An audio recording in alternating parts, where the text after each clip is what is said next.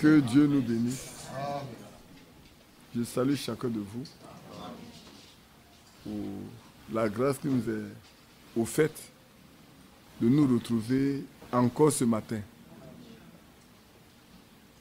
Le vrai souci, c'est que ce ne soit pas des réunions de plus. Ce ne soit pas des réunions complémentaires que chaque fois nous avons. Mais que ce soit vraiment une communion parfaite avec notre Dieu. Un moyen pour nous de nous consacrer pleinement au Seigneur.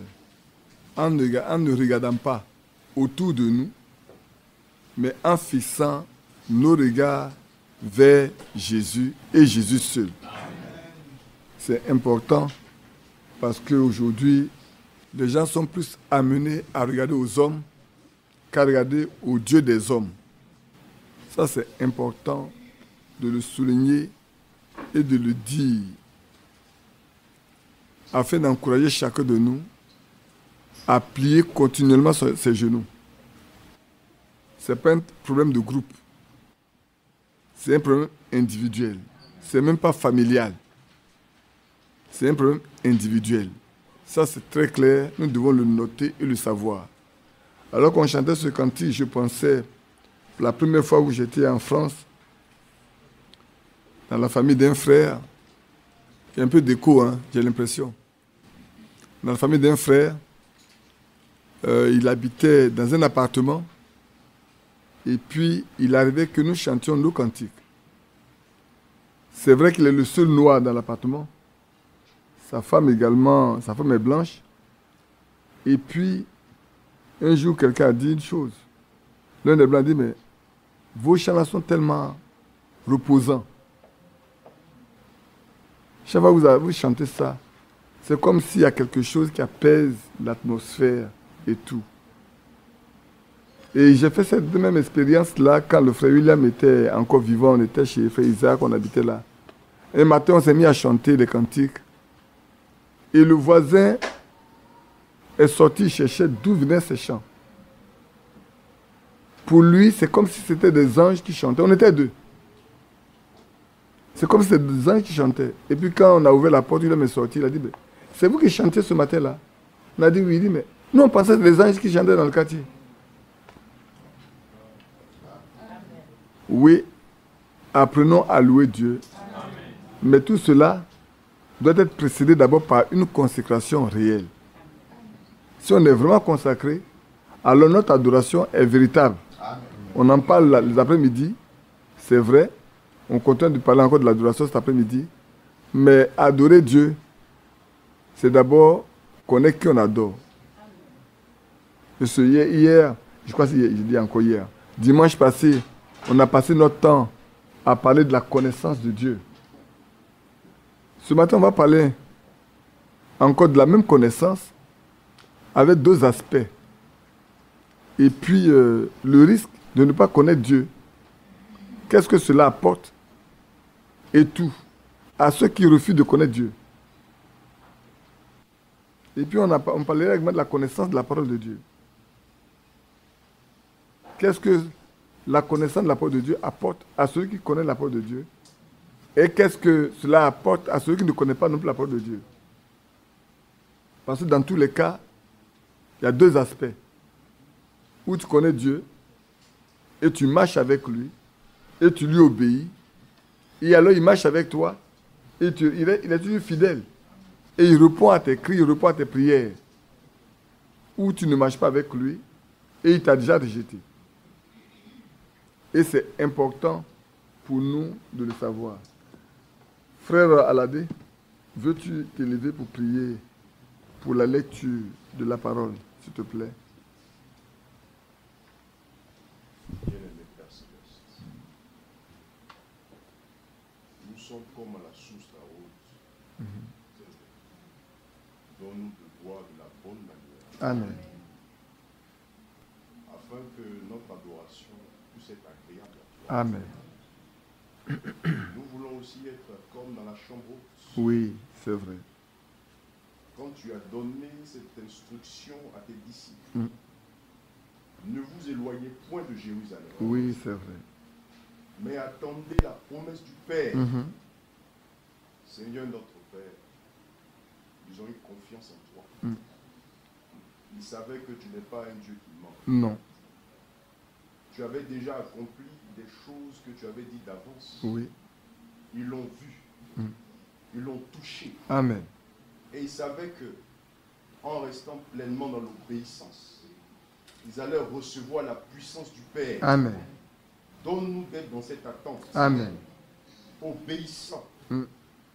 Jérusalem, c'est aujourd'hui de rester dans ta parole. Oh Dieu. Dans l'obéissance à ta parole.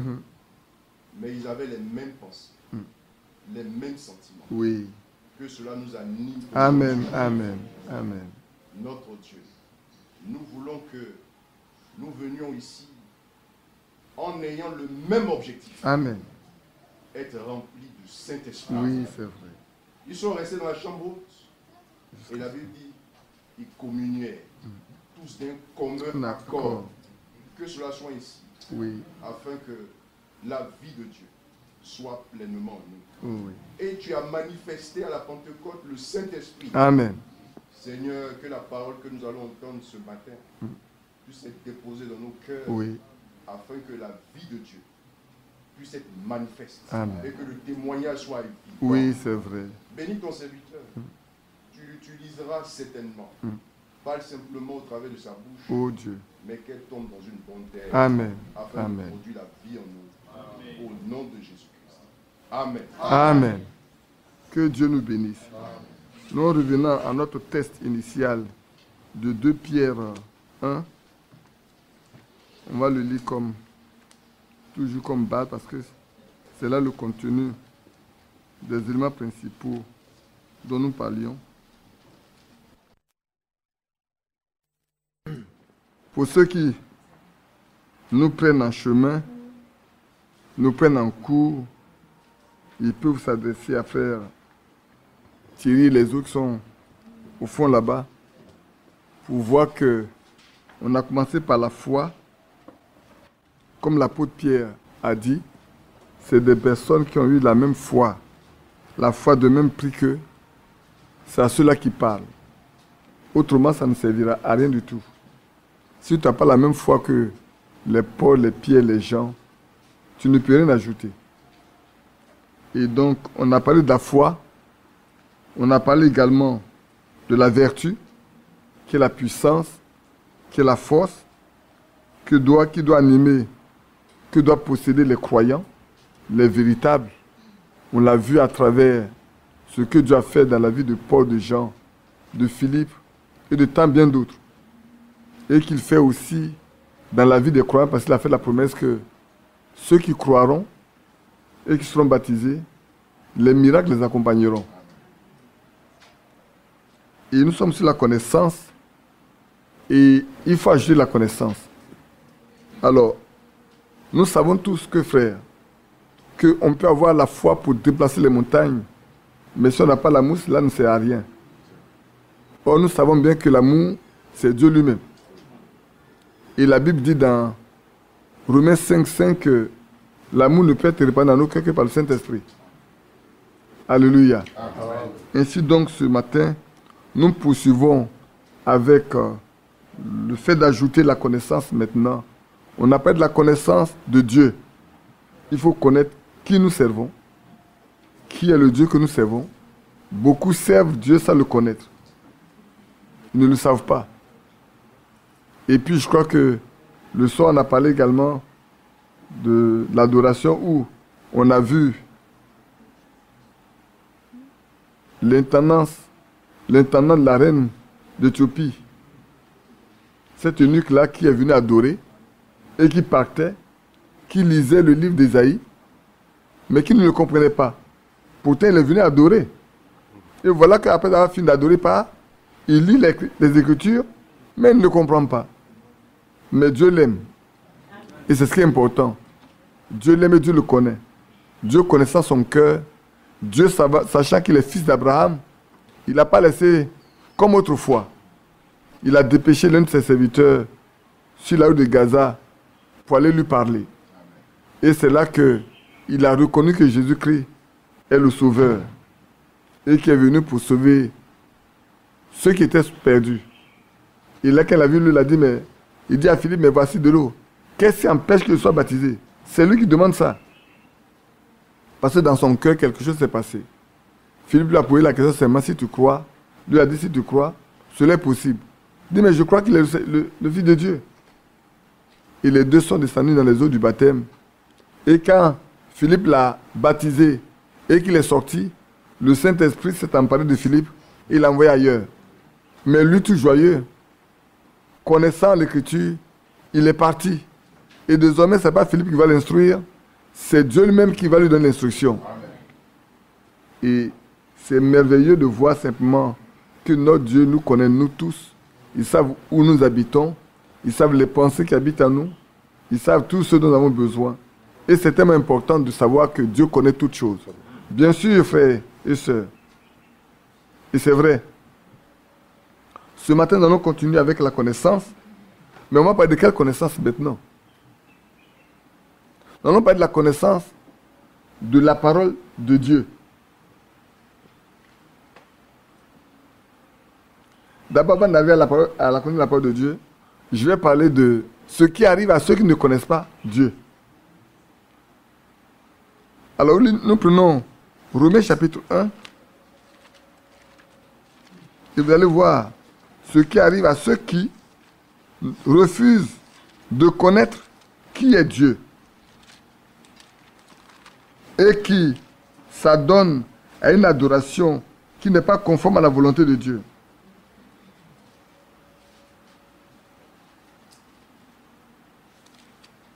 Je vais lire à partir du verset 24. On peut me lire un peu plus loin, mais pour gagner du temps. Non, mais c'est bon de le lire. Je lis à partir du verset 18, simplement. Je lis à partir du verset 18. C'est beaucoup plus important. La colère de Dieu se révèle du ciel contre toute impiété et toute injustice des hommes qui retiennent injustement la vérité captive.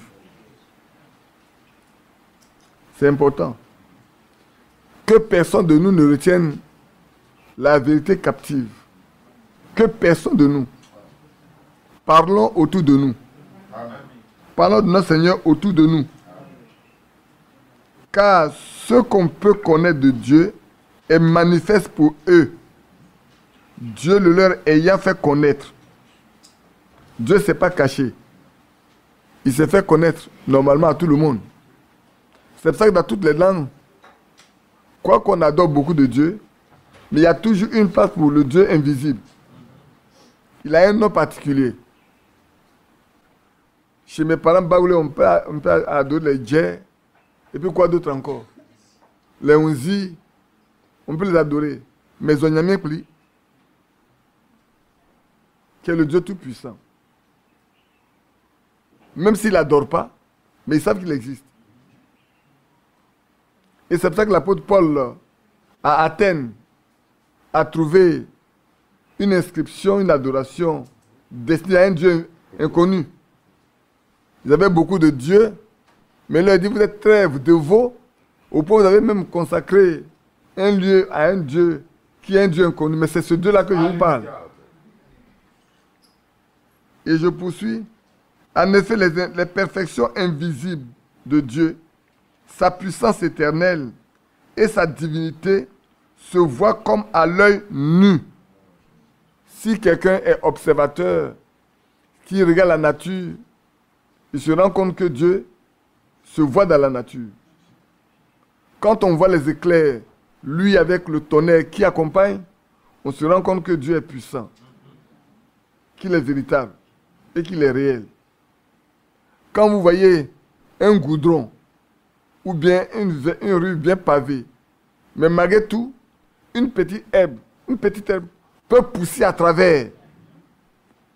C'est qu'il y avait une semence qui était cachée en bas et rien n'a pu empêcher cette semence-là de paraître. C'est la puissance de Dieu. Ce que Dieu a créé subsistera toujours aussi longtemps que le ciel et la terre ne passera pas. Ainsi donc, se voit à l'œil nu, depuis la création du monde, quand on les considère dans ses ouvrages. C'est la question pour laquelle il a posé beaucoup de questions à notre ami et frère Job. Il dit, où étais-tu? Saint-Terrain vient et instruis-moi. Si tu savais ce qui a été fait auparavant, sur quoi se pose la terre, sur quel fondement? Mais oui, nous savons que la parole de Dieu a tout créé et c'est par elle qu'elle subsiste. Écoutez bien la suite. Ils sont donc inexcusables. On ne pourra excuser personne. Parce que Dieu s'est fait connaître à toute l'humanité. D'une manière ou d'une autre. Mais quand nous avons parlé de la connaissance de Dieu, nous avons parlé de la connaissance de Dieu en tant que des croyants qui devons connaître ce que nous adorons. Celui que nous servons. Celui qui est venu mourir pour nous. Celui qui a donné sa vie pour nous et qui fait des miracles au milieu de nous. C'est de ça qu'il est question. Les autres peuvent le voir comme au travers de ses œuvres. Mais nous ne devons pas le connaître comme au travers de ses œuvres. Je ne sais pas si vous comprenez bien. Les autres peuvent seulement le connaître au travers des œuvres qu'il a créées. Mais pour nous, ce n'est pas la même chose. Pour nous qui disons être ses fils et ses filles, un enfant, il connaît son père. Est-ce que c'est faux? Il connaît les membres de sa famille. Voilà de quoi nous parlions. Car ayant connu Dieu, ils l'ont point glorifié comme Dieu. Ne lui ont point rendu grâce, mais se sont égarés dans leurs pensées et leur cœur, sans intelligence, a été plongé dans les ténèbres. C'est l'occasion a été donnée à tout le monde de connaître Dieu, de marcher avec lui. Mais eux, ils n'ont pas voulu prendre ce chemin-là. Alors leur cœur a été plongé dans les ténèbres. Se vantant d'être sages, ils sont devenus fous. Voilà des gens qui refusent de connaître Dieu. Le Dieu dont nous parlons là. La Bible dit qu'ils sont devenus fous. Et ils ont changé la gloire du Dieu incorruptible en image représentant l'homme corruptible, des oiseaux, des quadrupèdes et des reptiles. Voilà ce que les hommes adorent. Ils se fabriquent eux-mêmes des dieux. On parlera des idolâtres aussi tout à l'heure. Mais allons d'abord avec ce qui arrive à ceux qui ne sont pas seulement idolâtres. C'est pourquoi Dieu les a livrés à l'impureté, sont les convoitises de leur cœur, ainsi déshonorant eux-mêmes leur propre corps. Ils ont refusé de connaître Dieu. Et Dieu, c'est Dieu qui les a livrés. Hein. C'est pas eux, ils sont partis d'eux-mêmes. Dieu les a livrés à l'impureté, selon les convoitises de leur cœur. Ainsi, ils déshonorent eux-mêmes leur propre corps, et qui ont changé la vérité de Dieu en mensonge, et qui ont adoré et servi les créatures au lieu du Créateur, qui est béni éternellement. Amen. C'est pourquoi, encore une fois, Dieu les a livrés à des passions infâmes, car leurs femmes ont changé l'usage naturel en celui qui est contre nature. Aujourd'hui, vous savez comment ça se passe dans le monde. On parle des droits des minoritaires. Et les minoritaires dont on parle souvent, on en parlera dedans, j'aimerais qu'on arrive là. Et de même les hommes, abandonnant l'usage naturel de la femme, se sont enflammés dans leur désir les uns pour les autres, commettant homme à homme des choses infâmes, et recevant en eux-mêmes le salaire que mérite leur égarement. Comme ils ne se sont pas souciés de connaître Dieu, Dieu les a livrés à leur sens réprouvé pour commettre des choses indignes, étant remplis de toute espèce d'injustice, de méchanceté, de cupidité, de malice, plein d'envie, de meurtre, de querelle, de ruse, de malignité, rapporteurs, médisants, impies, arrogants, hautains, fanfarons, ingénieux au mal, rebelles à leurs parents, dépourvus d'intelligence. Leur condition est grave. Hein?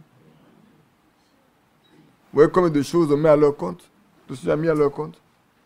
Oui, ils sont des minorités, on dit aujourd'hui. Ils sont des homosexuels. Et l'ONU dit qu'on l'empêche, nous qui parlons contre l'homosexualité, nous qui parlons contre la pédophilie, nous qui parlons contre ces choses-là, l'immoralité qui grandit, il dit qu'on l'empêche d'accomplir son rôle qui est le droit humain.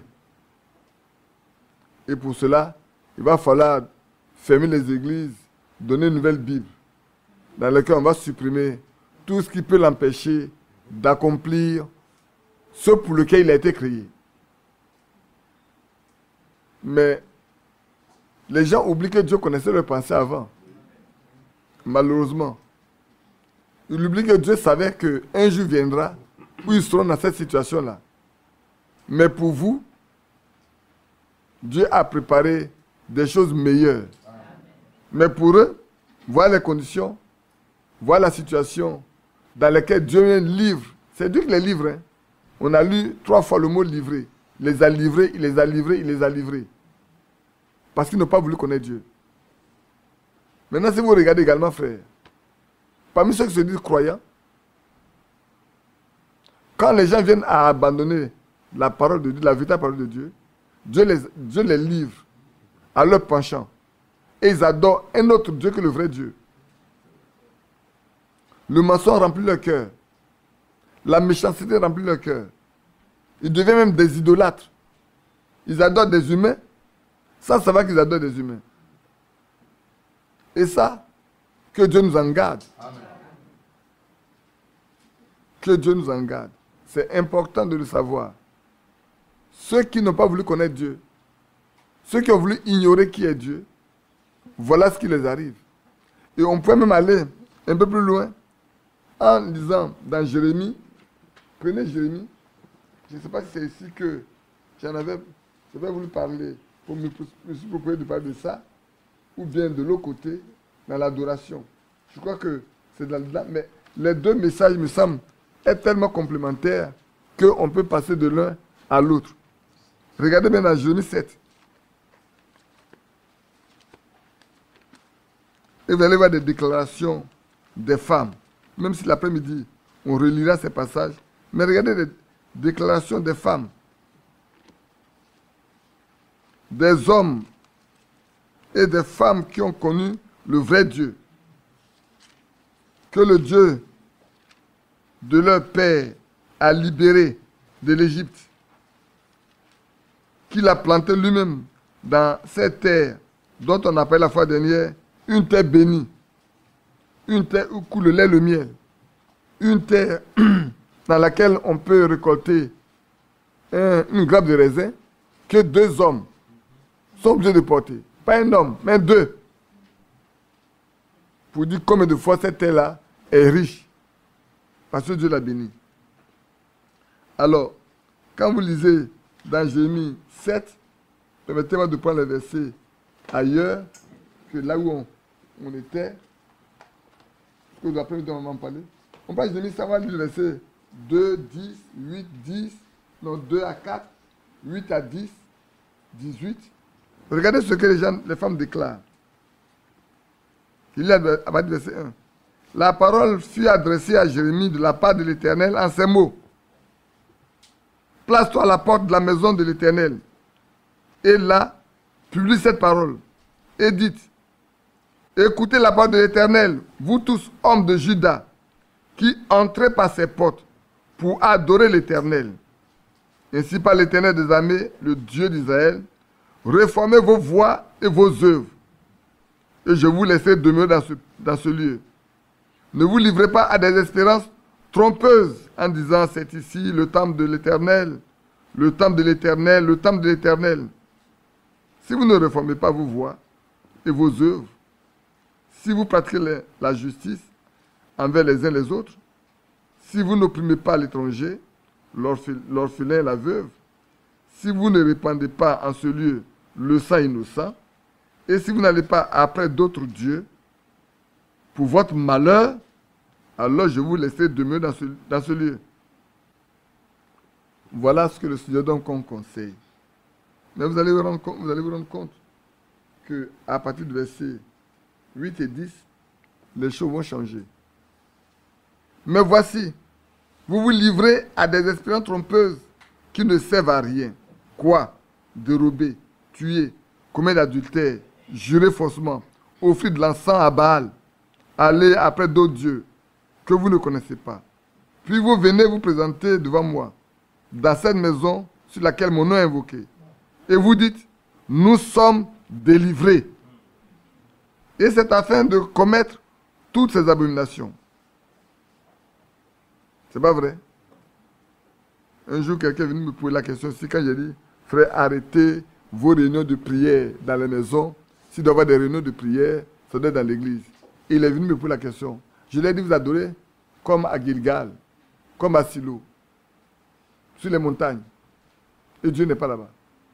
Et c'est peut-être que vos problèmes, quoi que vous tenez ces réunions-là, vos problèmes sont toujours ramenés à l'église.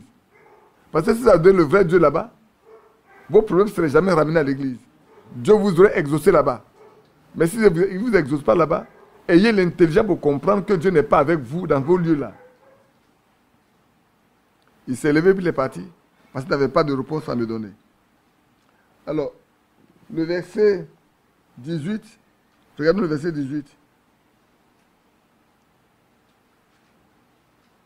Les enfants ramassent du bois, les pères allument le feu, les femmes pétrissent la pâte pour préparer des gâteaux à la reine du ciel et pour faire des libations à d'autres dieux afin de mériter. Voilà d'autres dieux que les gens adorent. Ils ne connaissent pas le Dieu de leur père, là, ils l'ont abandonné. Et ils disent qu'ils ont été délivrés. Ils ont été libérés. Et pourtant, ils leur donnent des conseils sages en disant, si vous abandonnez tout ce que vous faites là, et que vous réformez vos voies, je vais vous laisser demeurer dans ce pays-là, que j'ai juré de donner à vos pères. Vous connaissez la conséquence, non? Ils ont tous été déportés où? À Babylone. Bien-aimés frères, soyons sages et intelligents pour adorer le Dieu du ciel. Non pas les autres dieux, non pas chercher à connaître autre chose que le Dieu Tout-Puissant. Ainsi donc, comme l'avons lu dans Romains, c'est vrai, aujourd'hui, ceux qui ne veulent pas connaître Dieu, Dieu lui-même les livre à d'autres choses. Et ils en souffrent. Ils sont esclaves. Ils ne peuvent pas se libérer. Parce qu'ils ne connaissent pas Dieu. Parce qu'ils refusent de connaître Dieu. Et même, permettez-moi de dire, je ne sais pas si c'est ce que j'ai recommandé ça. Non, je ne l'ai pas recommandé ici. Je vous le donnerai l'après-midi. La lettre circulaire. Je vous donne le nom d'une lettre circulaire que vous allez lire pour voir à quel stade nous sommes parvenus aujourd'hui. Nous aussi. Alors donc, il est question que nous connaissions notre Seigneur, notre Dieu. Mais ceux qui ne veulent pas le connaître, leur sort est bien scellé et vous voyez bien de quoi il est question. C'est pour ça que nous devons savoir vraiment qui est le Dieu que nous adorons. J'ai toujours dit, est-ce que nous connaissons le Dieu que nous prétendons servir?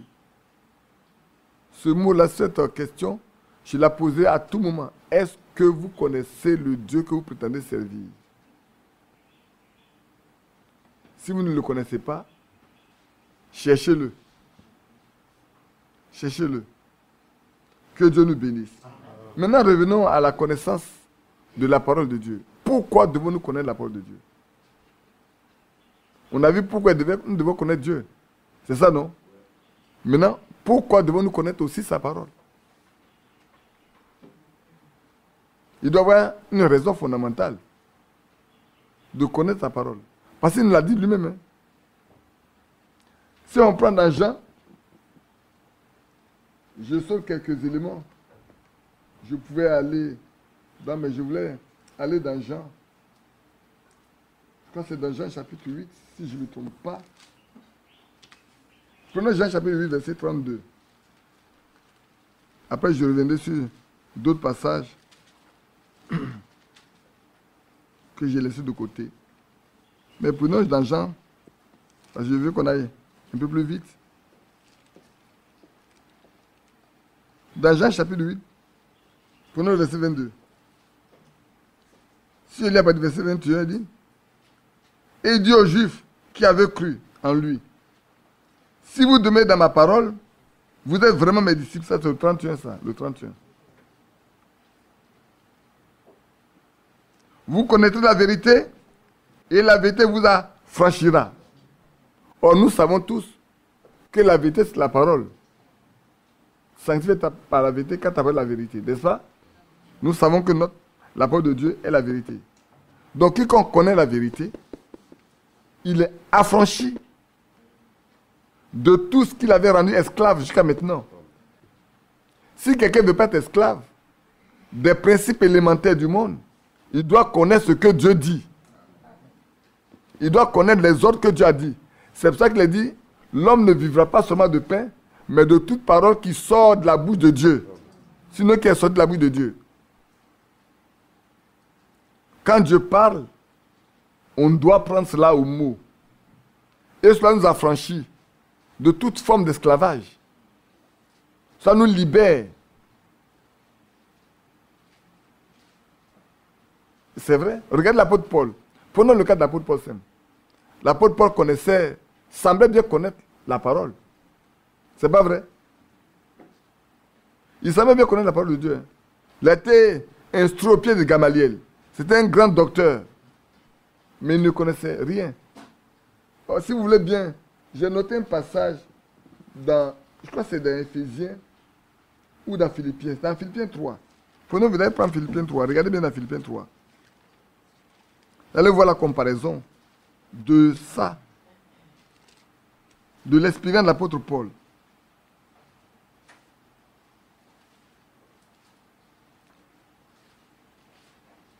Je voudrais, est-ce que c'est ici? Non, je suis dans Éphésiens 3, ou de Philippiens 3. Prenons Philippiens 3.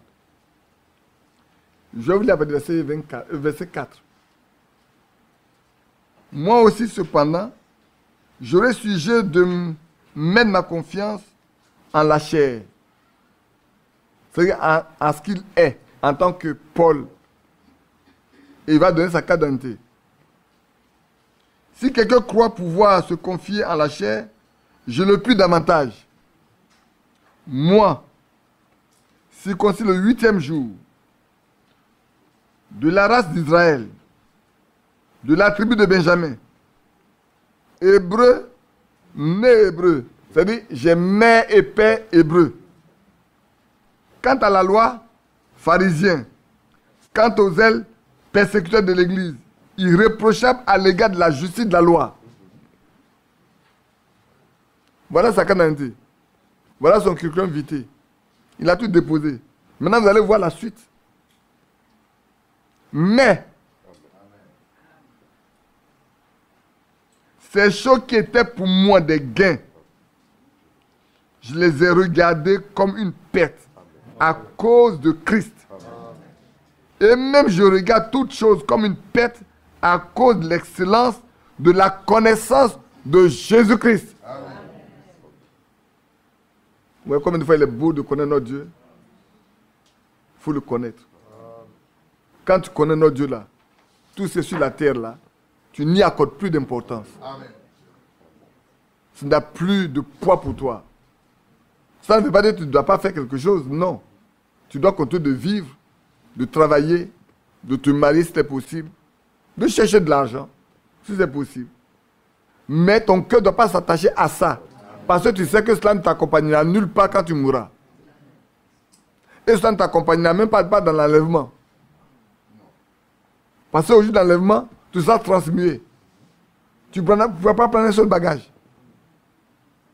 Tu ne prendras rien, ni habits, ni chaussures, ni coiffure, rien.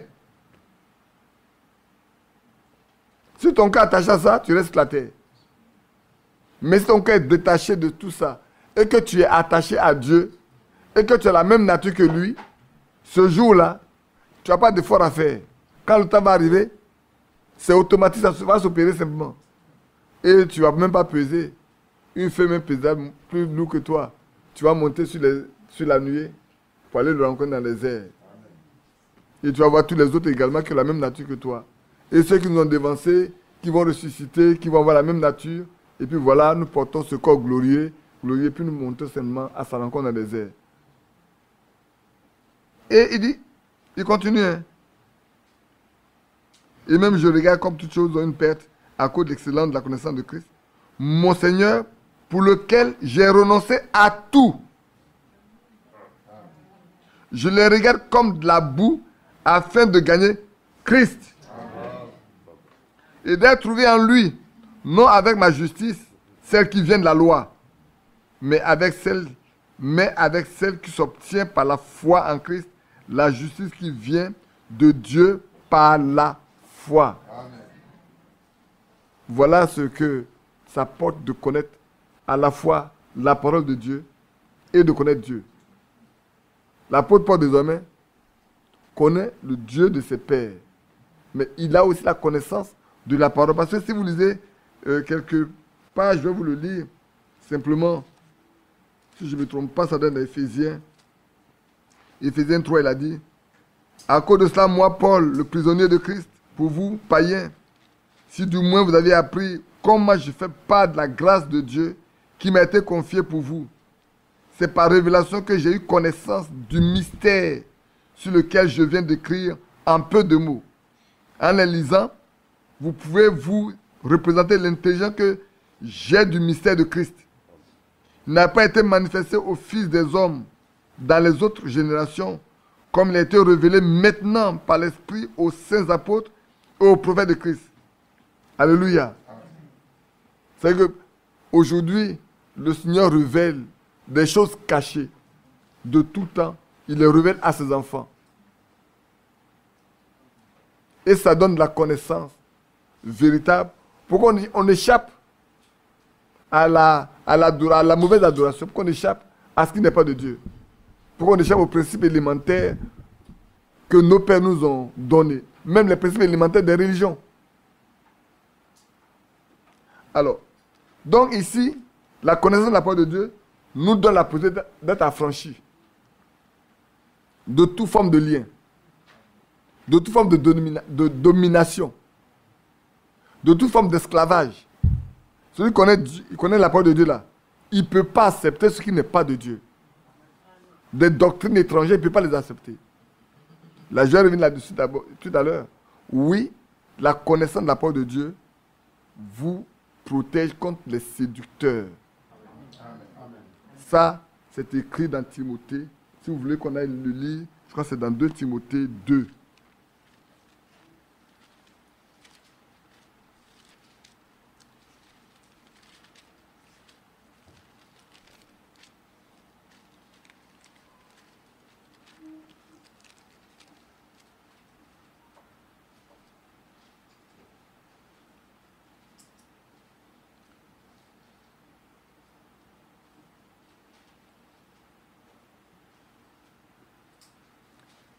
Je regarde bien. Je vais lire à partir du verset 11. J'avais noté quelques passages avant, mais je vais lire à partir du verset 11 pour que ce soit beaucoup plus simple. On peut lire le verset 4. Lisons le verset 4 d'abord. Il n'est pas de soldat qui s'embarrasse des affaires de la vie, s'il veut plaire à celui qui l'a enrôlé. Amen. Ça doit être bien compris. Il n'y a pas de soldat qui s'embarrasse des affaires de la vie s'il veut plaire à celui qui l'a enrôlé. Je sors tout cela. Après ce passage, je vais dans le passage, je peux lire le verset 23. Mais il y a beaucoup de choses qu'on peut lire également. Hein. Je peux lire à partir du verset 11, certains éléments, jusqu'au verset 16, et puis on lit le verset 24, 23. Lisons le verset 11 d'abord. Cette parole est certaine. Si nous sommes morts avec lui, nous vivrons aussi avec lui. Si nous persévérons, nous régnerons aussi avec lui. Si nous le régnons, lui aussi nous régnera. Si nous sommes infidèles, il demeure fidèle, car il ne peut se régner lui-même. Rappelle ces choses en conjurant devant Dieu qu'on évite les disputes des mots qui ne servent qu'à la ruine de ceux qui écoutent. Des disputes de mots. On discute sur les mots aujourd'hui et qui ne servent qu'à la ruine, qui créent des divisions, qui créent, je peux appeler la semence de la discorde entre les enfants de Dieu. Efforce-toi de te présenter devant Dieu comme un homme éprouvé, un ouvrier qui n'a point à rougir, qui dispense droitement la parole de vérité. Évite les discours vains et profanes, car ceux qui les tiennent avanceront toujours plus dans l'impiété. Et leur parole rongera comme de la gangrène. De ce nombre sont Hyménée et Philette, qui se sont détournés de la vérité, disant que la résurrection est déjà arrivée, et qui renversent la foi de quelques-uns. Verset 22. Fuis les passions de la jeunesse et recherche la justice, la foi, l'amour, la paix avec ceux qui invoquent le Seigneur d'un cœur pur. Repousse les discussions folles et inutiles, sachant qu'elles font naître des querelles. Or, il ne faut pas qu'un serviteur du Seigneur ait des querelles. Il doit connaître, il doit être au contraire affable pour tous, propre à enseigner, doué à la patience. Il doit redresser avec douceur. Mais il y a un passage que j'ai noté où cela nous évite de tomber dans... Laissez-moi chercher, regarder si je ne me trompe pas. De tomber dans autre chose que la vérité. Connaissance. Lisons. Non. Est-ce que c'est dans Romains 1.8? Non, on a déjà lu Romains 1.8. C'est pas ça. Je ne sais pas où je l'ai noté. Je ne sais plus. Mais je vais regarder Ephésiens 1, 17, 20. Regardez Ephésiens 1, 17, 20 pour voir. Il y a noté tellement de passages. Ephésiens 1, 17, 20. On va voir de quoi il est question, si ce n'est pas cela. Le 17 dit, mais on va lire le verset 15. Hein. C'est beaucoup plus simple. C'est pourquoi moi aussi, ayant entendu parler de votre foi, au Seigneur Jésus et de votre amour pour tous les saints, je ne cesse de rendre grâce pour vous. Je fais mention de vous dans mes prières, afin que le Dieu de notre Seigneur Jésus-Christ, le Père de gloire, vous donne un esprit de sagesse et de révélation dans sa connaissance. On ne peut connaître Dieu que par révélation. Hein. Vous le lisez dans Matthieu 11, 27. Il dit, nul ne connaît le Père, c'est le Fils, et nul ne connaît le Fils, c'est le Père, et celui à qui le Fils veut le révéler. C'est vrai. Qu'il nous les cœurs de votre foi, pour que vous sachiez quelle est l'espérance qui s'attache à son appel, quelle est la richesse de la gloire de son héritage qu'il réserve aux saints, et quelle est envers nous qui croyons l'infinie grandeur de sa puissance, se manifestant avec efficacité par la vertu de sa force. Il a déployé en Christ, en le ressuscitant des morts et en le faisant asseoir à sa droite dans les lieux célestes. C'est ça, non? J'ai dit que je lisais ça jusqu'à quel verset? Jusqu'au verset 20. Il a déployé en Christ, en le ressuscitant des morts et en le faisant asseoir à sa droite dans les lieux célestes. Amen. Frères, pour ceux qui connaissent Dieu, qui connaissent sa parole, ils doivent savoir, comme je l'ai dit à la veillée, que dès maintenant, nous sommes assis dans les lieux célestes avec Christ. Mais je trouvais ce passage où la connaissance de la parole de Dieu nous permet d'éviter de tomber dans la séduction. Je vous le donnerai. Je sais qu'avant de finir tous les passages, on le trouvera certainement. Je n'en doute pas. Maintenant donc, nous parlons de la connaissance de la vérité. Et la vérité nous a franchis. Mais regardons bien, on dit bien, de quoi on parle? On parle de la connaissance. Hein. On n'a pas de la connaissance de Dieu. On parle de la connaissance de la parole, n'est-ce pas? Maintenant, j'ai un autre élément pour nous dire, il fait un peu chaud, n'est-ce pas? Lisons dans Romains chapitre 5, et Hébreux. Hébreux chapitre 5. Vous allez voir de quoi, qu'est-ce que la connaissance de la parole nous apporte également.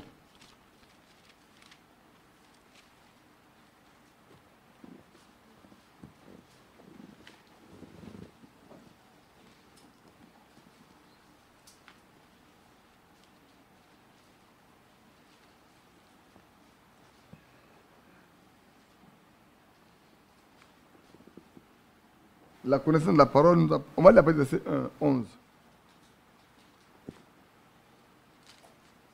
Nous avons beaucoup de choses, beaucoup à dire là-dessus, et des choses difficiles à expliquer, parce que vous êtes devenus lents à comprendre. À comprendre quoi? La parole de Dieu. Vous, en effet, qui depuis longtemps devrez être des maîtres, vous avez encore besoin qu'on vous enseigne les principes élémentaires des oracles de Dieu. Vous en êtes venus à avoir besoin de lait et non d'une nourriture solide. Frères, est-ce que c'est notre cas ici? Que Dieu nous aide à dépasser le cadre du lait. Je vous ai parlé de ce qu'on a vécu quand on est parti à Houston. On est parti dans l'église du message. Effectivement, on a rencontré des gens. Mais c'est vraiment, d'après les enfants, c'est vraiment du basique. C'est comme si on est en train de prêcher à quelqu'un qui n'a jamais lu la Bible. Or, quiconque est au lait n'a pas l'expérience de la parole de justice. Car il est un enfant. Est-ce que nous sommes des enfants? Mais la nourriture solide est pour les hommes faits, pour ceux dont le jugement est exercé par l'usage à discerner ce qui est bien de ce qui est mal. Amen. Amen. Voilà où amène la connaissance de la parole de Dieu.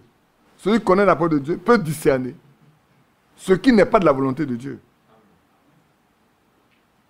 Parce que comme je vous ai dit, on en parlera.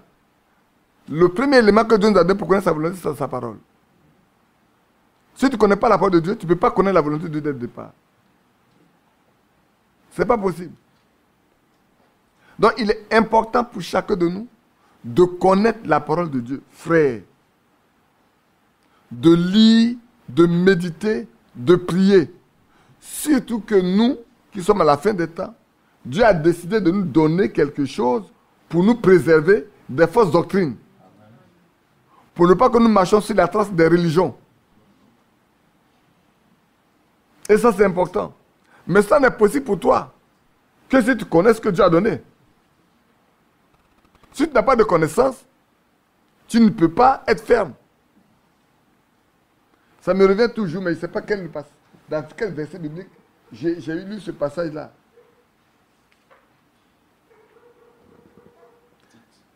Ça doit être dans Tite, non? Je ne sais pas. J'ai lu ce passage. Je ne sais pas si je l'ai mal noté, mais j'ai lu quelque chose où il dit que ça nous permet d'éviter les séducteurs et tout. Je ne sais plus du tout où je l'ai lu. Quelqu'un peut chercher si il le cherche. Jean-Marie, tu en as l'habitude. Cherche pour regarder. Pourtant, je l'ai noté, je l'ai lu à plusieurs reprises. Je vois Tite 1:9, ça c'est peut-être pas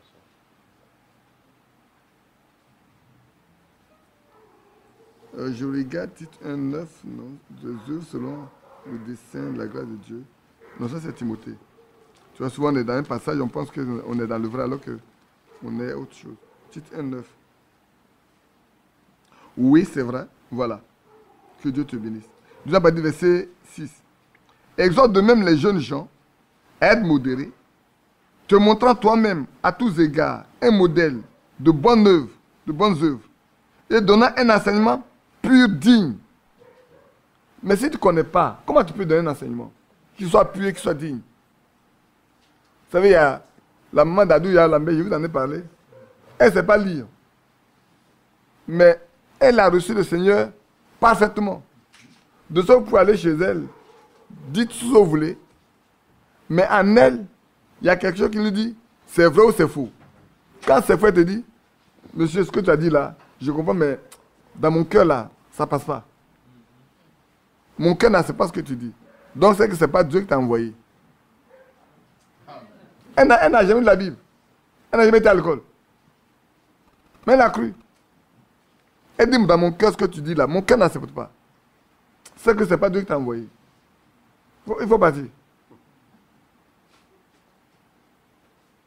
Elle connaît. C'est écrit en elle. Dieu a écrit sa parole en elle. De sorte qu'elle peut s'y référer. Quand tu viens parler, quelque chose en elle lui dit, ça c'est la parole de Dieu. Ça c'est pas la parole de Dieu. Frère, c'est merveilleux de savoir ça. Je vous ai dit la fois dernière que nous, quand on était venus au message au début là, on connaissait pas beaucoup de choses. Mais tu viens parler jusqu'à et puis on te pose une seule question. Tu nous poses une question difficile. Le Saint-Esprit nous envoie juste dans le verset qui est. Et on te donne le verset. Et puis tu as paniqué toi-même. Mais il nous donne de connaître la parole de Dieu.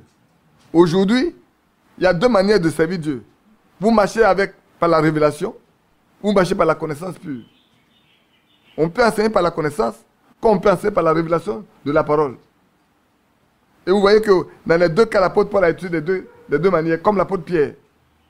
Tous les serviteurs de Dieu le disent. Mais frère Franck, il y a des choses qui sont révélées, il y a des choses qu'il enseigne parce que c'est en tant que docteur, il a la connaissance parce qu'il pense ça dans ce que Dieu a donné à frère Branham. Et tout vrai serviteur de Dieu peut enseigner dans les deux cas. Juste la connaissance, où il y a des choses que Dieu révèle simplement. Parce que quand on parle de révélation, les gens pensent que c'est des choses extraordinaires. Non, il y a des écritures que vous lisez tous les jours que ne vous disent rien. Et puis un jour, quand vous lisez ça, ça prend tout autre sens. Et quand vous avez commencé à regarder toutes les écritures, vous voyez l'harmonie qu'il y a dans les écritures. Et la compréhension devient meilleure que ce qu'on vous a dit auparavant. Parce que ça ne dépend de vous, ça vient de celui qui est en vous. Amen. Donc on poursuit avec ce qu'il a dit, je ne suis pas encore arrivé au verset 9. Te montrant toi-même à tous égards un modèle de bonnes œuvres. Verset 8 maintenant. Une parole saine, irréprochable, afin que l'adversaire soit confus, n'ayant aucun mal à dire de nous. Exhorte les serviteurs à être soumis à leur maître et à leur plaire en toutes choses, à n'être point contredisant. Mais c'est pas ça. Ah, je suis le 2. Ah ouais, tu vois. Attaché à la vraie parole, telle qu'elle a été enseignée, afin d'être capable d'exhorter, selon la sainte doctrine, et à réfuter les contradicteurs. Oui, que Dieu te bénisse. À réfuter les contradicteurs. Parce que si tu ne connais pas, comment tu peux réfuter quelqu'un qui arrive, qui t'apporte quelque chose? Sauf que dans ce message aujourd'hui, il y a tellement d'orientation que si tu n'es pas assis dans les Écritures, tu peux être facilement emporté. Vous savez, la même, je dis à quelqu'un, la même brochure sur le mariage, il y en a qui ont trouvé dedans la polygamie. Mais pourtant, c'est la même brochure. Hein.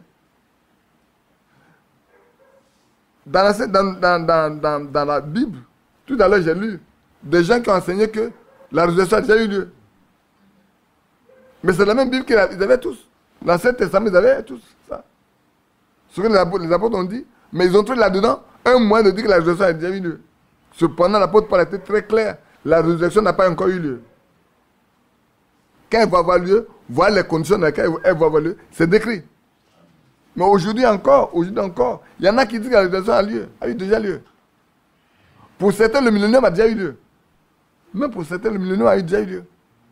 Vous prenez les catholiques, vous prenez les méthodistes, le millénium a déjà eu lieu. Donc quand tu meurs là, tu vas savoir dans le millénium. C'est fini. On est dans le millénium. Ce qui n'est pas vrai. Tu ne peux pas être dans le millénium et puis arrêter de souffrir ici. Voir les guerres, les bruits de guerre, les gens se battent et tu dis dans le millénium. On n'a jamais dit que dans le millénium, on va avoir la guerre. On n'a jamais dit que dans le millénium, on va avoir l'injustice. Donc frère, il est important de connaître la vérité pour pouvoir réfuter les contradicteurs, pour pouvoir réfuter ceux qui enseignent des choses qui ne sont pas correctes. Maintenant, vous savez, il y a une chose grave.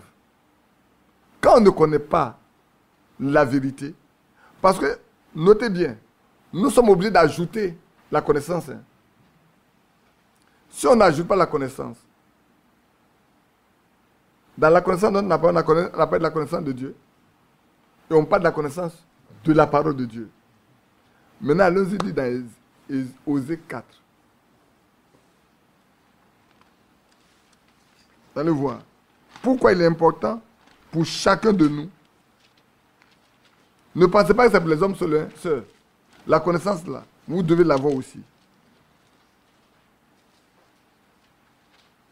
Prenez Osée chapitre 4. C'est le passage le plus connu de toute la chrétienté. Ce passage, nous allons le lire là. C'est le passage le plus connu de toute la chrétienté. Osée 4, verset 6. Mon peuple est détruit parce qu'il lui manque la connaissance. Souvent dit, le peuple est détruit faute de connaissance. Pourquoi? Parce que si tu n'as pas de connaissance, mais on va t'amener à la mort. On va t'enseigner des choses qui vont t'amener à la mort. Et comme le peuple de Dieu ne connaissait pas, n'avait pas de connaissance, leur conducteur les amenait où? Revenons au temps où le Seigneur était sur la terre. Les pharisiens, les sadduciens, les scribes, les hérodiens, qu'est-ce que le Seigneur a dit? Pharisiens, scribes, hypocrites. Quand un aveugle conduit un aveugle, les deux tombent où? Dans la fosse. Toi, tu es aveugle. Et celui qui te conduit là, c'est aussi un aveugle. Mais vous allez tomber tous dans la fosse. Les pharisiens pensaient connaître. Les sadduciens pensaient connaître. Et il dit à Jésus, mais la résurrection là, on dit qu'il y aura la résurrection. Mais pourtant, Moïse nous a dit que quand quelqu'un se marie et qu'il meurt sans laisser d'enfant, il faut que son frère prenne sa femme pour lui susciter une postérité. Mais chez nous, au milieu de nous, il y a eu 7 frères. Le premier a pris une femme. Il est mort sans laisser de postérité. Le deuxième a pris la même femme, sans laisser de postérité. Jusqu'au 7e. À la résurrection, à qui il va appartenir comme femme?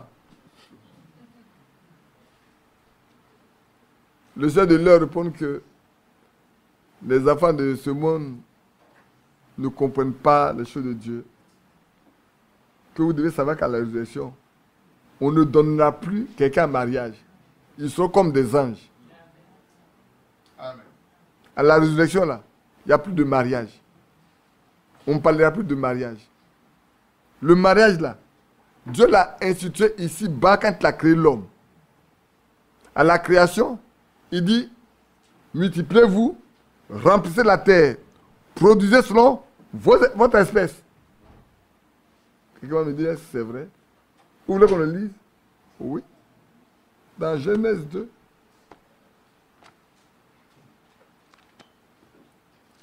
Dans Genèse chapitre 2. À la création. Quand Dieu a créé, vous allez voir que je lis seulement pour l'homme. Hein. Je ne lis pas pour tout le monde. Quoique si vous partez partout, vous allez voir. Multiplier selon la semence, selon la semence, selon la semence, selon votre espèce, selon la semence. Vous prenez Genèse 1. J'ai dit 2, mais c'est Genèse 1. Genèse 1, 26. Puis Dieu dit, faisons l'homme à notre image, selon notre ressemblance, et qui domine sur les poissons de la mer, sur les oiseaux du ciel, sur le bétail, sur toute la terre, et sur tous les reptiles qui rampent sur la terre. Dieu créa l'homme à son image, il le créa à l'image de Dieu, il le créa mâle et femelle. Dieu les bénit, et Dieu leur dit, soyez stériles, soyez féconds, Amen. multipliez, remplissez la terre et assujettissez-la et dominez sur les poissons de la mer, sur les oiseaux du ciel, sur tout animal qui se meut sur la terre. Amen. Voilà l'ordre que Dieu a donné aux hommes, à ce qu'il a créé. Soyez féconds, multipliez et remplissez la terre. Amen. Aujourd'hui, on dit aux hommes de ne pas se marier. Mais ce n'est pas ce qu'il a dit. Que tu sois serviteur de Dieu ou pas, tu dois te marier. Mais on dit que ce n'est pas ça. Alors on dit, je suis contre le mal des veuves. Je dis, mais les gens ils réfléchissent mal. Mon fils Aladé, qui s'est battu quand ta maman ne voulait pas que tu te maries à Béatrice là. Non, mais personne n'entend, c'est à moi que tu parles. Non. Les gens racontent tellement d'histoires sales qui n'ont aucun sens.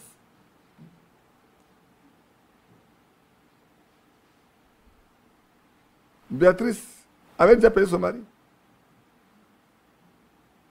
Avant qu'Adeline la prenne en mariage. C'est moi qui me suis battu auprès de son père pour dire que les deux doivent aller ensemble. La maman d'Aladin ne voulait pas du tout. Jusqu'à ce qu'ils soient mariés. Aujourd'hui, elle a accepté sa belle-fille. Je me trompe? Mais si quelqu'un n'a pas de connaissance par rapport à ce dont j'ai parlé, il va discuter des choses qui n'ont pas de sens. Au point où une soeur m'a écrit, il dit, mais je ne comprends pas où on va.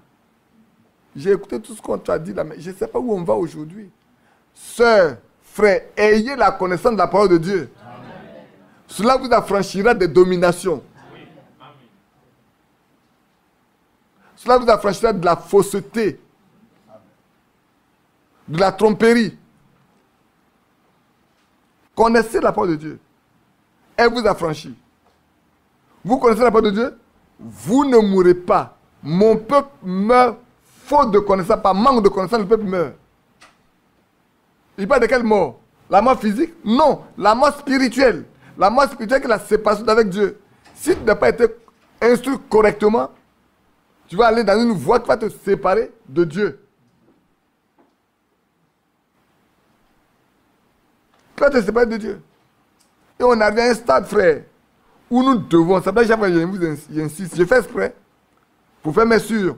La fin de neige, j'ai reçu l'une de mes filles ici, en matière de mariage.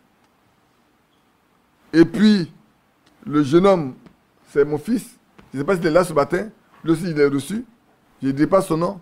Il est venu, et puis son papa lui a dit, est-ce que c'est comme ça qu'on t'a enseigné à Abidjan pour faire le mariage? Il dit non, mais pourquoi tu l'as fait comme ça? Maintenant, on va voir les serviteurs pour qu'ils te disent ce qu'il faut faire. Bon, il est parti, il a vu. Moi, je n'étais pas là. Pendant tout le temps, il est parti. Je ne l'ai jamais vu. Je n'ai même pas appris. Je n'ai même pas été informé qu'il y avait un tel mariage. C'est plus tard que je vais apprendre qu'il y ait tel mariage. Alors j'ai appelé ma fille, j'ai dit, tu sais, tu ne te marieras jamais si moi je ne donne pas mon accord. Tu sais ça, non? Si moi je ne donne pas mon accord, tu ne peux pas te marier. C'est faux que tu le saches. Et puis elle s'est mise à pleurer. Parce qu'aujourd'hui, les jeunes filles veulent se marier. On ne leur apprend pas que dans la Bible, là, on leur dit que la jeune fille ne doit pas courir après le mariage.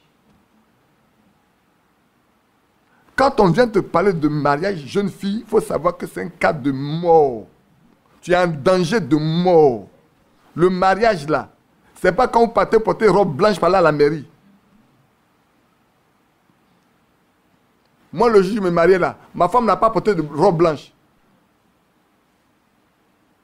On était 5. Le chauffeur, nos 2 témoins. Point. Elles sont les moins mariées. Elle n'est pas moins mariée. Aujourd'hui, c'est robe blanche. Chaussures blanches. Et puis quand on est marié, quand on dit là, on monte les bas comme ça. On monte les bas pour dire maintenant là, ça va. Hein. Et puis on dit, il ne faut pas se négliger. Mais c'est quand on rentre dans le foyer, qu'on se néglige maintenant. Tu es pressé? C'est une bonne chose. Vas-y. Mais quand tu as commencé à pleurer, moi j'ai pleuré avec toi. Moi je pleurerai avec toi. Alors je lui ai dit, est-ce que tu as lu l'application de Frère Franck pour les jeunes, est-ce que tu as lu? Elle dit non. Je ne te l'ai jamais lu. Elle dit non. Je dis, mais tout le temps, j'ai parlé à l'église, tu n'as pas entendu ce que j'ai dit. Parce que je me rends compte que quand on parle, il y en a qui sont présents de corps, mais sont absents d'esprit. Ils sont là présents, hein? Mais leur esprit ailleurs. La nuit, j'ai commencé à parler, c'est dans le bus que quelqu'un a surpris. Lui a dit de ne pas regarder les soeurs là. Lui, il a mis sa tête où pour avoir sa femme. Il n'a pas regardé. Mais moi, je connais des mariages où des gens ne se connaissent pas du tout. Mais cependant, Dieu a dit, voilà ta femme. Moi, je peux vous rendre témoin d'un frère. Sa femme était encore vivante. Écoutez-moi bien. Sa femme était encore vivante. Puis sa femme lui a dit, je ne suis pas ta femme. Dieu va te donner ta femme. C'est pas si je vais vous dire son nom. Elle dit, mais comment tu peux me parler comme ça? Elle dit, je te dis, je ne suis pas ta femme. Ta femme là, Dieu va te donner ta femme, tu verras. Elle était vivante, et c'est qui parle à son mari comme ça. Et puis son mari va au travail.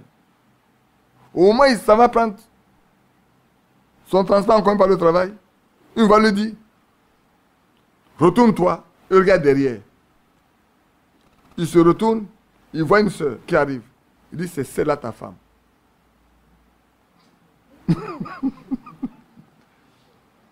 Le frère, il est au milieu de nous. Hein. C'est mon ami personnel. Il dit, mais ça, c'est quoi ça? C'est quelle voix ça? Ça, c'est pas la voix de Dieu. Oh, il n'y a pas longtemps, sa femme l'a dit, je ne suis pas ta femme.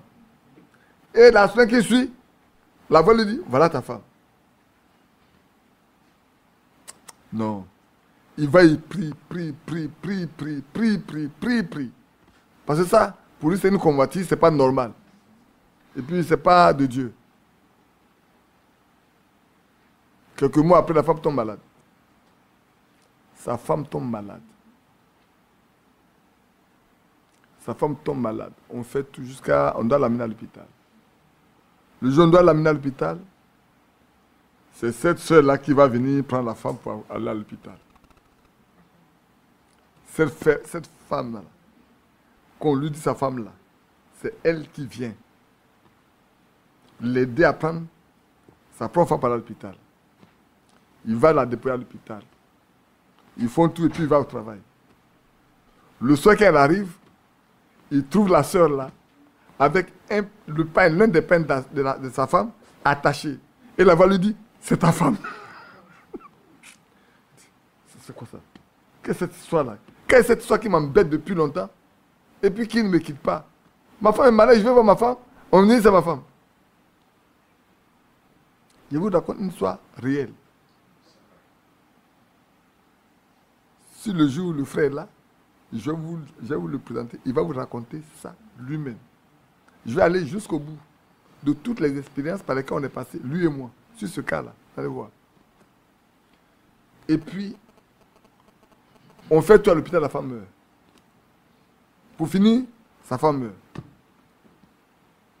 Affaire devient compliquée maintenant. Sa femme est morte. Il faut l'enterrer. On arrive pour faire les éléments. C'est cette femme et moi qui nous occupons des enfants. On fait tout. On s'occupe des enfants et on fait l'enterrement et tout. On fait tout, on finit tout. Bon, il est veuf. Il s'occupe de ses enfants. Et puis, les enfants prient. Et cette sœur-là, de temps à autre, prépare pour venir de nos enfants à manger. Elle n'a aucune arrière-pensée. Elle voit un frère qui appelle sa femme. Les enfants sont à la maison. Donc, s'il faut, de temps en temps, elle se débrouille, elle prépare, elle vient de nos enfants à manger. Et puis, elle continue son chemin. Elle va. Et puis, les enfants ont commencé à prier. Les enfants prient. Dieu révèle à tous les enfants, sauf au dernier, que cette femme qui vient les voir là, c'est leur mère. C'est elle que leur papa doit épouser. Donc tous les enfants savent que leur future maman là, c'est celle-là. Sauf le dernier. Ils en parlent entre eux, l'autre là il se met en... Il dit mais c'est pas possible. Non, lui non, Dieu ne lui a pas dit non, c'est pas vrai. Ses frères lui disent mais il faut prier. Nous là, Dieu nous a révélé que c'est notre mère. Toi, bon, il t'a pas encore parlé, il faut prier. Le jeune homme se met à prier. Il prie. Et puis quelque chose, dans son cœur, il commence à aimer la sœur. Il commence à aimer la sœur. Il commence à aimer la sœur. Il dit à ses parents. Et puis un jour, le Seigneur lui dit, c'est ta maman. Tu dois l'accepter. C'est ta maman. Il va dire à ses soeurs, vous avez raison. Hein? Le Seigneur m'a dit que c'est notre maman. Donc on attend, on va voir. Moi, je quitte là où je travaille. Je vais dans un autre endroit pour travailler. Et je me retrouve avec lui dans le même bâtiment, sur le même palier. Il a une société, leur société est juste à droite, la nôtre est à gauche, mais c'est lui qui s'occupe de tout le nettoyage de notre bâtiment. Et puis un soir, il arrive à mon bureau, me dit il va aller à la maison. Et puis il lui pose la question, frère, ça va? Oui. Et cette soeur-là, est-ce qu'elle est là? Je ne sais rien du tout. Je lui pose la question, est-ce que cette soeur-là? Il m'a regardé. Lui, il sait de quoi les questions déjà. Il m'a regardé. Il dit oui, il est là. Et moi, si tu vas, je la salue. Il a passé déjà à trembler lui-même. Et puis, le lendemain, il vient. Je ne sais pas pourquoi. Je lui pose la question, mais tu ne veux pas la marier?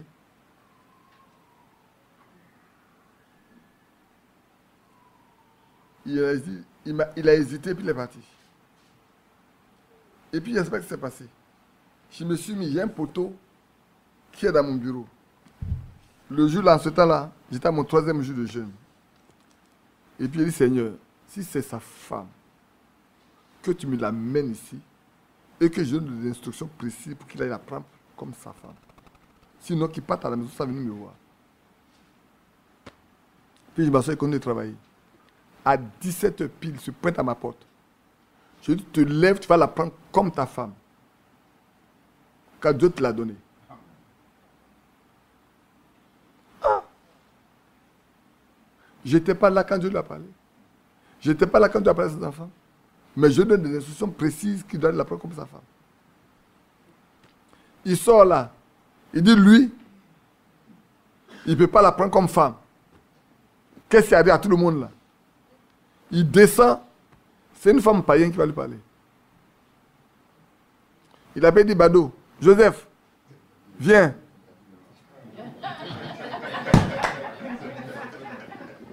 Je ne finis pas dire son nom. Sans le savoir. Voilà, bon, c'est fini. J'ai dit ça, je vais finir en même temps. Bado, toi, tu es un incrédule. Dieu t'a donné une femme et tu ne fais pas la partie, tu es burkinabé. Et que tu ne peux pas marier une femme ivoirienne. Dieu va la donner à un autre. Et il va te donner une femme qui va te faire souffrir pendant toute ta vie. Il ne faut pas la prendre comme mariage, un mariage. Une femme qui ne le connaît pas. Il dit quoi? Dans la même journée là, 2 personnes me parlent. Je connais une personne, l'autre là je ne connais pas. Il me donne et puis comme ça, il rentre dans la maison. Tout ce qu'il pouvait faire, c'est d'aller envoyer les gens pour aller demander la main de cette femme. Frère, connaissons qui est le Dieu que nous servons. Amen. 1. La connaissance dont l'apôtre Pierre nous parle, c'est de connaître premièrement Dieu. Si tu ne connais pas Dieu, tu vas vouloir faire ta volonté en croyant que tu fais la volonté de Dieu. Tu vas prendre tes pensées pour être la pensée de Dieu. Même quand Dieu va te dire, ça là, voilà ça, comme ça ne correspond pas à ce que tu penses, tu ne prendras pas ça. Mais si tu connais Dieu, dès qu'il va parler, tu comprendras que c'est lui qui te parle. Tu n'iras pas ailleurs. Frère, c'est important. Nous sommes arrivés à un stade où chacun de nous doit connaître vraiment le Dieu qu'il sert. C'est pour ça que j'aime bien ce passage-là. Que David a cité à son fils, a dit à son fils, Salomon. Connais le Dieu de ton père et sers-le d'un cœur dévoué. Connais-le. Il faut d'abord le connaître. Pour pouvoir servir Dieu, il faut le connaître. Ici, on dit que nous sommes tous des servantes et des serviteurs de Dieu, non. Si nous sommes des serviteurs et des servantes de Dieu, nous devons pouvoir le servir d'un cœur dévoué et honnête. Maintenant, pour servir Dieu, il faut connaître sa parole. Quelles sont ses lois? Quels sont ses préceptes? C'est pour ça que dans Ézéchiel 36, il dit, moi-même là, je ferai en sorte. Je ne vous demande pas de faire des efforts. D'abord, votre cœur est mauvais, je vais l'enlever. Je vais le changer. Et je vais vous donner un nouveau cœur. L'esprit qui est en vous là, il ne peut pas se soumettre à moi. Je vais vous donner notre esprit. Mais tout ça, ce n'est pas suffisant. Je mettrai mon esprit en vous. Au stade où nous sommes parvenus, frère, si nous avons vraiment connu le Seigneur, que nous sommes convertis, et que sa parole nous a affranchis, et que nous sommes nés de nouveau, ce qui nous manque, ce qui nous reste à faire, c'est de rester à genoux jusqu'à ce que... Ne nous contentons pas d'être seulement chrétiens, pourtant non chrétiens. Mais soyons des petits Christ. C'est différent. Hein? Des petits Christ, c'est ceux en qui Christ habite. C'est des petits dieux. Parce que là, ils connaissent la volonté de Dieu. Et quand ils parlent de la part de Dieu. Ils ne parlent pas comme ils veulent parler. Et alors Marc 11 peut s'accomplir dans leur vie. Il dit, si vous dites une chose, et que vous croyez que cela arrive, vous le verrez s'accomplir. Ce n'est pas que si moi je dis, mais si vous dites une chose, vous croyez que cela est vrai, et que vous ne doutez pas dans votre cœur, vous le verrez s'accomplir. Bien aimé. Donc, je ne sais pas s'il y a encore quelque chose que je peux vous lire dedans, ou vous dire dedans. C'est pour ça que la fois dernière, je vous ai dit que le temps est arrivé où nous ne devons plus connaître personne sur la chair. Comme c'est écrit dans 2 Corinthiens, chapitre 5, le verset 16 et verset 17. Nous ne devons plus connaître quelqu'un, quelle que soit la personne, sur la chair. Ne le faites pas du tout. Priez jusqu'à ce que vous connaissiez quel esprit anime la personne. Les gens peuvent être de bonne volonté, gentils, doux. On a vécu ça nous autres. Mais l'esprit qui est derrière est dangereux. C'est pour ça que j'ai l'habitude de dire aux gens, vous voyez, voilà, les 3 sont assis là. Hein? On est assis en 3, non? Donne-lui ta main. On me demanda de mettre ma main dans sa main, non? je vais revenir de mettre ma main dans sa main. Aussi longtemps, je ne sais pas dans la main de qui se trouve sa main là. Moi, je ne lui donne pas ma main. Parce que ça devait être une courroie de transmission. Quand je dis aux frères, frères, sœurs, les gens disent que lui là, il oblige les gens à faire c'est du ségrégationnisme. C'est mieux. Parce que nous tous ne sommes pas convertis. Il faut t'assurer que celui avec qui tu marches là, il est un converti. Il y a des démons au milieu des croyants. Même quand le Seigneur lui-même faisait des réunions, les démons assistaient. Le cas de Job. C'est pas Satan qui est parti se promener sur la terre là. Quand on est arrivé chez qui? Chez Akab. Qui est venu séduire Akab? Ce n'est pas un mauvais esprit qui va se transformer en esprit de mensonge pour aller séduire ses prophètes? Bien-aimés frères, le temps est arrivé où vous devez prier pour savoir avec qui vous marchez. Ne prenez pas ça à la légère. Si vous connaissez Dieu, il vous dira avec qui vous marchez. Si vous connaissez sa parole, vous ne serez jamais trahi, vous ne serez jamais trompé. Parce que la connaissance n'a pas vous permettra de détecter ce qu'on vous dit, si c'est vrai ou c'est faux. Il y a une boussole en vous. Dieu vous donne une boussole. On aime chanter ce cantique-là, non? Comment ça commence? Ça peut être la boussole pour moi, là. J'aimerais chercher ça. Il faut chercher. Hein? Je dois voyager. Je sais. Mais je voulais vous chercher. Je dois voyager au monde comme un esquif sur les eaux. Et la tempête qui gronde déjà fait mugir les flots. Christ est ma veille, il est temps, toujours il prie. C'est pas un ange qui prie, hein? C'est pas un saint. C'est pas un autre saint qui prie, hein? C'est lui qui prie pour moi. Il m'a donné la boussole qui sans heure pointe au port. C'est sa vivante parole. Avec elle le point de bord. Christ est ma vie. Mon peuple meurt faute de connaissance. Chantez, chantez. Osée l'a dit. C'est par faute de connaissance que mon peuple meurt. J'aimerais revenir là-dessus.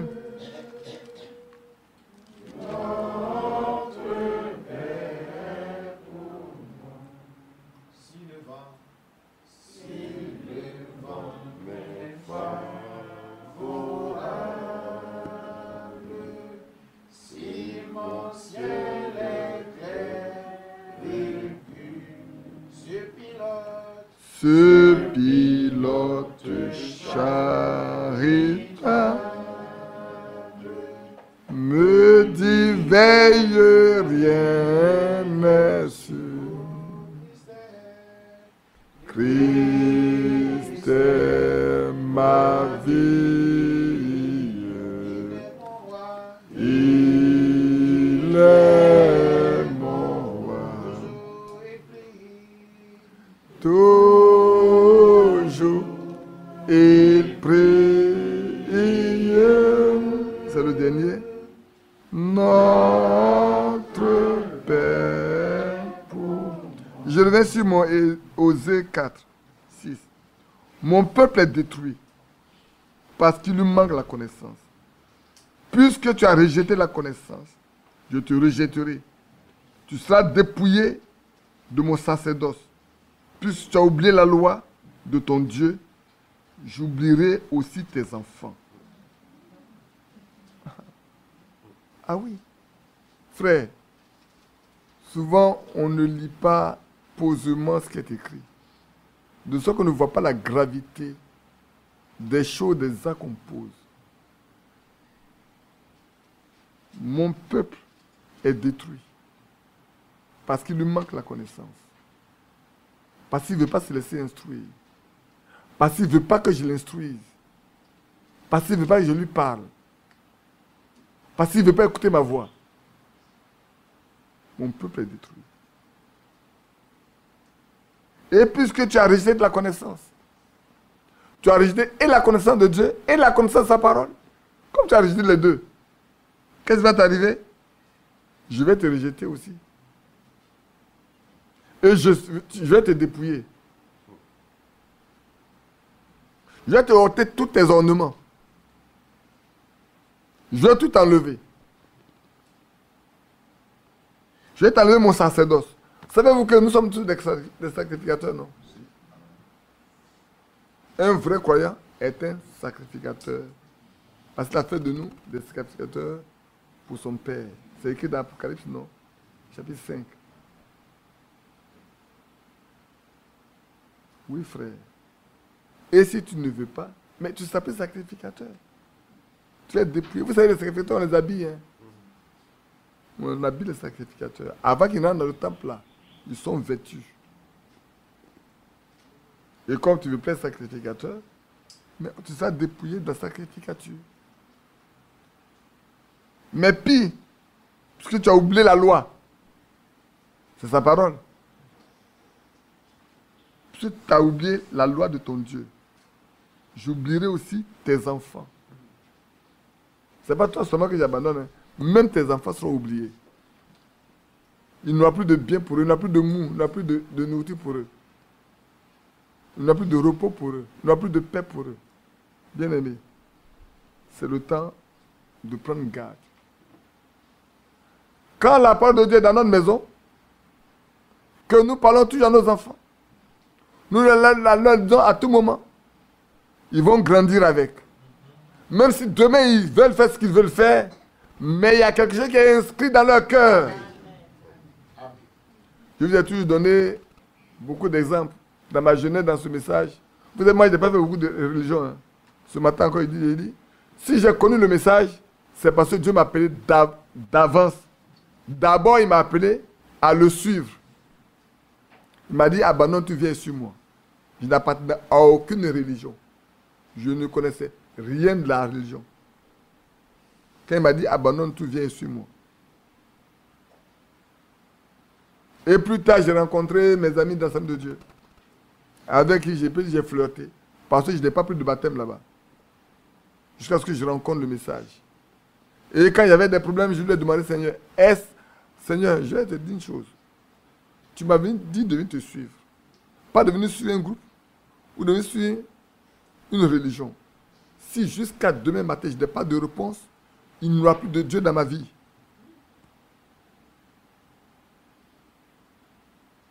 J'étais prêt à abandonner tout pour aller dans le monde. Mais Dieu ne peut pas t'appeler et puis te laisser faire ce que tu veux. Avant le matin, il m'a dit ce que je crois là, je reçois là. Je reçois, c'est la vérité. Monsieur Jésus allait prendre le baptême. Dès qu'il m'a dit c'est la vérité là, je n'ai plus hésité, il allait prendre le baptême. Et depuis, je suis resté dedans. J'ai marché dedans. J'ai connu tout ce qu'on a connu, je sais. Frère, il est bon de connaître Dieu d'abord.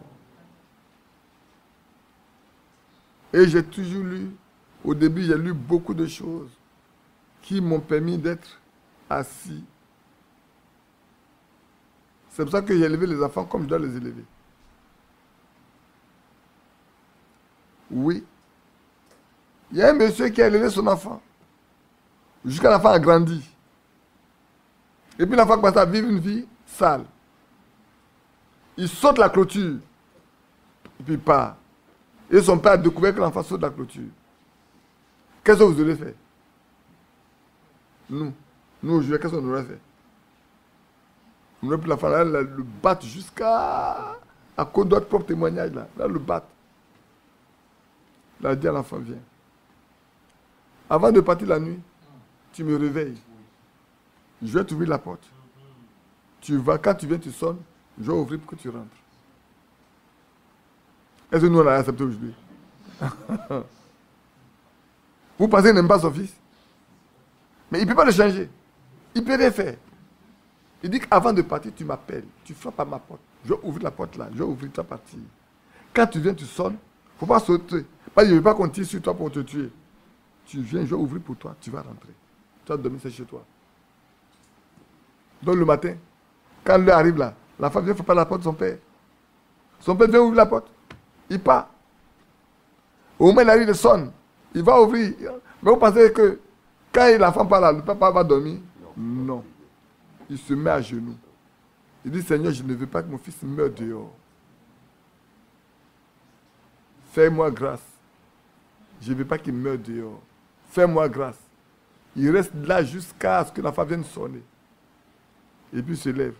Et puis la femme se rend compte que, entre le temps où il a sonné, le temps où son papa vient ouvrir la porte là, il n'y a pas beaucoup de temps. Ah, au moins quand on sonne là, quelqu'un qui dort là, il se réveille, il va. Mais dès que la sonnette, la porte est ouverte. Parce que le papa il est là, à genoux là, et puis il prie. Et puis la fille va découvrir que son père ne dort pas à cause de lui. Et que son papa passe tout le temps à prier. Les autres disent, tu as vu, papa ne dort pas. Hein. Il ne fait que prier pour toi. Prier, prier, prier, prier pour toi. Et puis un soir, l'enfant ne sort pas. Son papa lui dit, tu ne sors pas aujourd'hui? Il dit, non papa.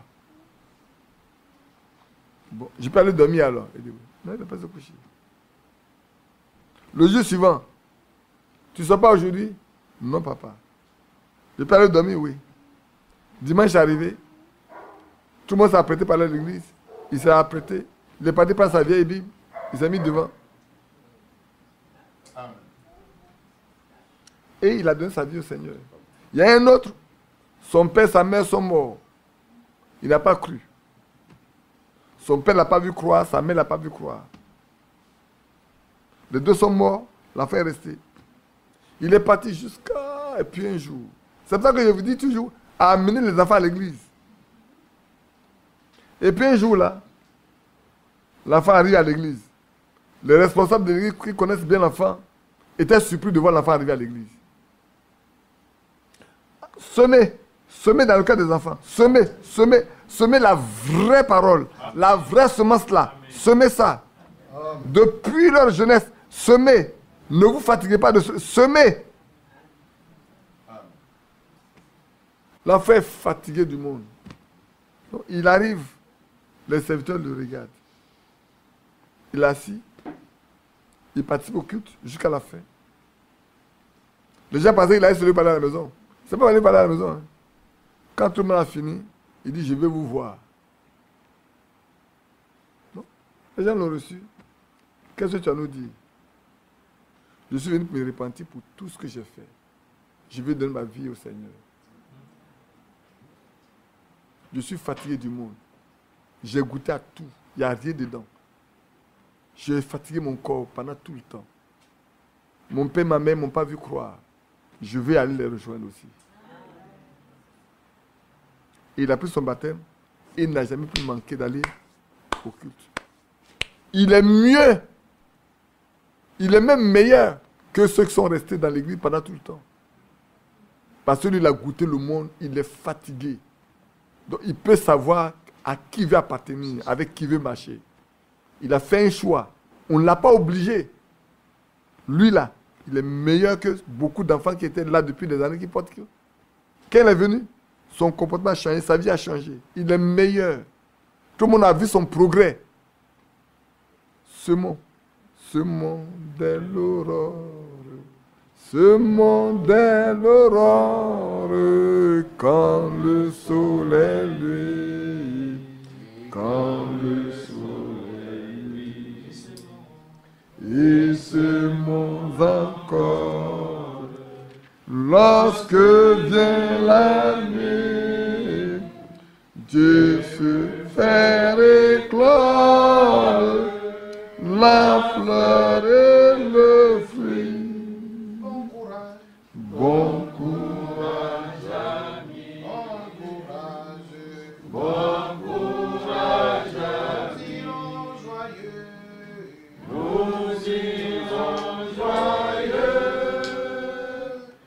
cueillis les épis. Bon courage, ami. Bon courage, ami. Nous irons joyeux, cueillis les épis. On va lire dans 1 Jean 4.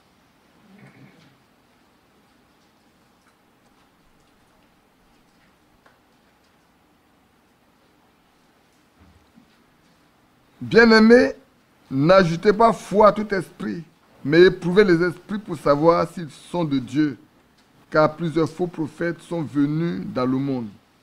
Amen. N'ajoutez pas foi à tout ce qu'on vous dit. Éprouvez pour voir si ça vient de Dieu. C'est le moment, c'est le temps. Nous sommes dans l'âge où nous devons pouvoir, frère, éprouver toutes choses. Éprouver. Pour nous assurer que ce qu'on nous dit là, c'est de Dieu. Éprouvez ce que je vous dis moi-même. Moi-même, ce que je vous dis, éprouvez ça. Ne prenez pas ça comme monnaie courante. Ça n'existe nulle part. Je crois que j'ai assis. Ne prenez pas ça comme monnaie courante. Je vous demande pardon. Éprouvez toutes choses. Éprouvez tout. Si vous n'éprouvez pas, c'est votre faute à vous. J'aime passer ce temps de regarder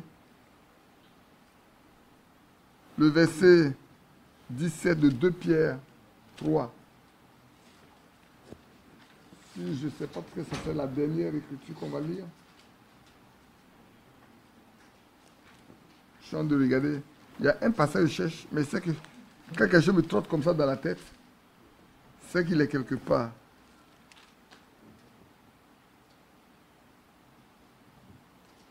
Oui, je vais lire 2 passages, puis on va terminer.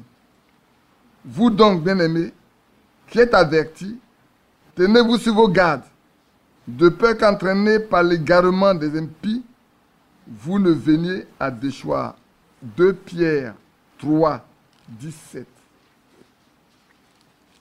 2 Pierre 3, 17 et 18. Je lis les deux. Vous ne venez à déchoir de votre fermeté, mais croissez dans la grâce et dans la connaissance de notre Seigneur et Sauveur Jésus-Christ. À lui soit la gloire maintenant et pour l'éternité. Amen. Croissons dans la connaissance de notre Seigneur Jésus-Christ. Il est la parole. Au commencement était la parole était là. Avec Dieu, la parole était Dieu, et la parole est devenue chair.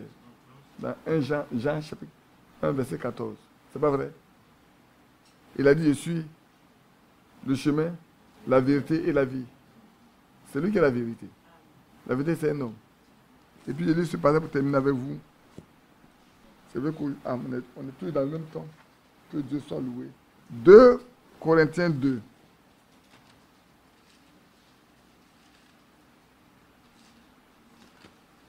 « 2 Corinthiens 2, 14.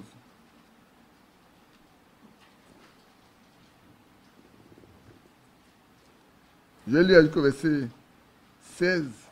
« Grâce soit rendue à Dieu, qui nous fait toujours triompher en Christ, et qui répand par nous, en tout lieu, l'odeur de sa connaissance. » Alléluia. Les vrais croyants répandent partout la connaissance de Dieu, l'odeur de la connaissance de Dieu. Quand vous passez, vous dégagez une odeur qui permet aux gens de voir que celui-là, il connaît Dieu. Vous connaissez Dieu. Quand vous connaissez Dieu, vous dégagez une odeur. Vous savez, moi, j'élève les chiens. Quand tu as peur, quand tu arrives là, tu dégages une odeur et le chien sait. Quand tu aimes le chien, tu dégages une odeur et le chien sait. De sorte qu'il ne peut pas t'agresser. Quand tu n'aimes pas le chien, tu dégages une odeur et le chien sait que tu n'aimes pas, tu ne l'aimes pas. Là, il se met sur sa garde.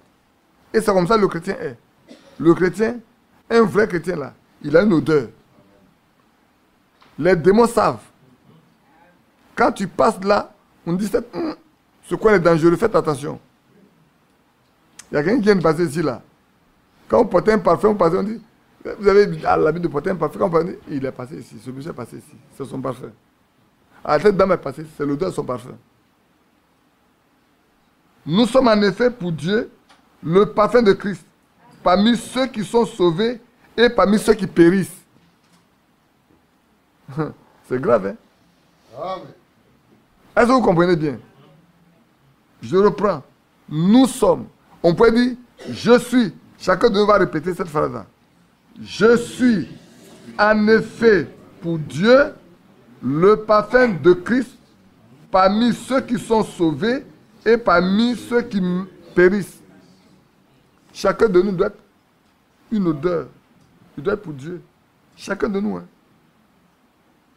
Nous devons être un parfum pour Christ. Parmi ceux qui sont sauvés et parmi ceux qui périssent.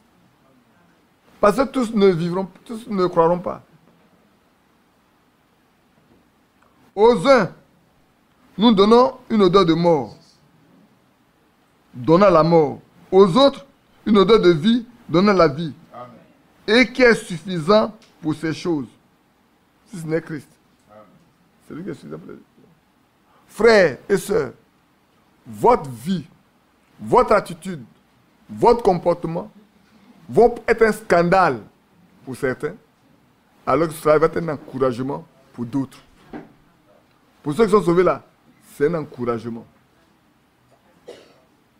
C'est un moyen de leur permettre de connaître Dieu, de grandir avec Dieu, de servir Dieu. Pour d'autres, vous c'est quelqu'un qui énerve les gens, qui provoque les gens, qui est orgueilleux. Par contre, pour ceux qui ont le même esprit que vous, parce qu'ils ont l'esprit de Christ en eux, ils comprendront seulement que ici, là, j'ai la vie. L'autre, si je ne fais pas attention, je vais mourir. Que Dieu nous bénisse. Amen. Que Dieu nous fortifie. Amen. Donc la connaissance qu'il faut ajouter ici, c'est et la connaissance du Dieu vivant, et la connaissance de sa parole. Dans les deux cas, le manque de connaissance a des répercussions terribles. On a lu. Pour ceux qui n'ont pas voulu connaître Dieu, il les a livrés à leur penchant. Et ils seront inexcusables au jour du jugement. Parce qu'ils n'ont pas voulu connaître Dieu. Pour ceux qui ne veulent pas connaître la parole de Dieu, ils sont morts. Parce qu'ils ont refusé de connaître la parole de Dieu. Mais pire, leurs mêmes enfants vont être rejetés. Ils n'ont rien pour leurs enfants. Que Dieu nous bénisse. Amen. Que Dieu nous fortifie. Amen. Et qu'il garde chacun de nous dans l'équilibre. Amen. Le plus important, c'est d'être dans l'équilibre pour ne pas déborder.